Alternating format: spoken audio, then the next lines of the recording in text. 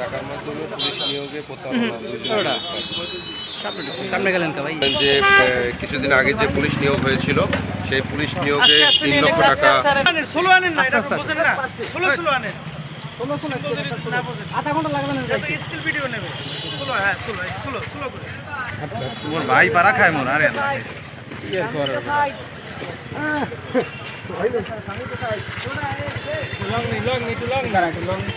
একটু লং নেই।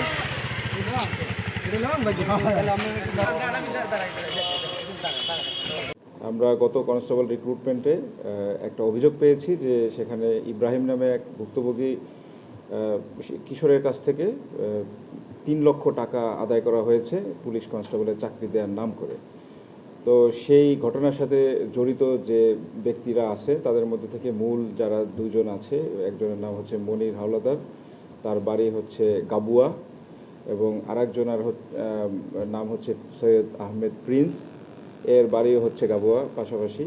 তো দীর্ঘদিন ঢাকায় থাকে, বিভিন্ন ধরনের প্রতারণামূলক কর্মকাণ্ড, বিশেষ করে নিয়োগ সংক্রান্ত জালিয়াতি এবং এই প্রতারণামূলক কর্মকাণ্ডের সাথে সে দীর্ঘদিন জড়িত আমরা ইতিমধ্যে জানতে পেরেছি। তো তাদের একজনকে আমরা, সৈয়দ আহমেদ প্রিন্সকে আমরা ঢাকা থেকে গ্রেপ্তার করি গতকালকে, এবং তার বর্ণনা মতে, জিজ্ঞাসা মতে তার পরবর্তী যে আসামি এই চেইনের, তাকে আমরা গাবুয়া থেকে গ্রেপ্তার করি গত রাতে।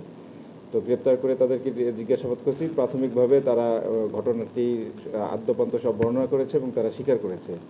এবং আমি এ ব্যাপারে বলতে চাই যে এই প্রতারণা কাণ্ডের সাথে যারা জড়িত আছে তাদেরকে তো অবশ্যই আমরা আইনামলের আওতায় নিয়ে আসবো। পাশাপাশি আমাদের স্থানীয় জনসাধারণ, বরগুনা জেলার অধিবাসীদেরকে বলতে চাই, এই যে সামনে আমাদের কনস্টেবল রিক্রুটমেন্ট আছে, কনস্টেবল রিক্রুটমেন্টে কোনো ধরনের প্রতারণার ফাঁদে যাতে তারা পা না দেয়।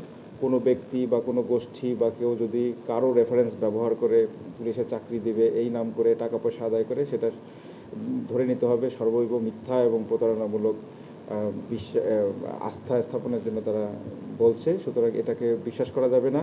শুধুমাত্র মেধা এবং শারীরিক যোগ্যতা দিয়েই পুলিশ কনস্টেবলের চাকরি হয়, এটাই তাদেরকে বলতে চাই, যে কোনো ধরনের ফাঁদে পা দিয়ে সর্বশান্ত হওয়া যাবে না। এটাই সত্য। দুইজনকে গ্রেফতার করা হয়েছে, তাদের কাছ থেকে কি প্রতারণার মাধ্যমে হাতিয়ে নেওয়া অর্থ উদ্ধার করা সম্ভব? কিছু এটা অর্থ উদ্ধার হয়েছে এবং বাকি টাকা উদ্ধার হবে। আসলে যেহেতু তারা স্বীকার করেছে, এবং বাকিটা হলো কোর্টের বিষয়। কারণ এটা তো প্রতারণা করে টাকা তো এরকম চুরি ডাকাতির মতো না, সে তো অলরেডি এটাকে নানাভাবে খরচ করে ফেলেছে। তো এটা কোর্টের মাধ্যমে আদায় হবে। কিন্তু সে যে মাধ্যমে টাকাটা নিয়েছে সেগুলো থেকে শুরু করে এই সংশ্লিষ্ট যে আলামত বা যে এক্সিবিটসগুলো কোর্টে দেওয়া দরকার, আমরা সেগুলোকে যথাযথভাবে সংরক্ষণ করেছি এবং আশা করি এই ঘটনার সাথে যে ব্যক্তিরা জড়িত, যারা গ্রেপ্তার হয়েছে, তারা সবাই শাস্তি পাবে।